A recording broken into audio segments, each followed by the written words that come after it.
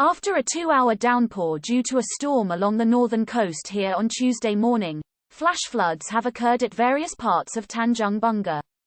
The storm occurred from 8 a.m. to 10 a.m. and caused flash floods among kampung houses in Batu Ferringhi, Tanjung Bungah and Tanjung Tokong. Penang Infrastructure and Transportation Committee Chairman Zairil Khir Johari said the storm recorded 150 mm of rainfall within 2 hours.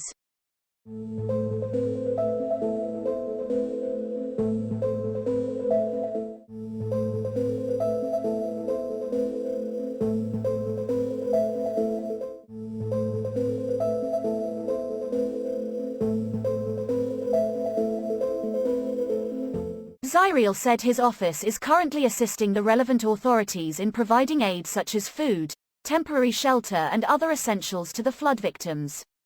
Meanwhile, on video clips of water gushing down slopes in parts of Tanjung Bungah, Zairil said he was aware that such incidents happened at 2 spots in the area.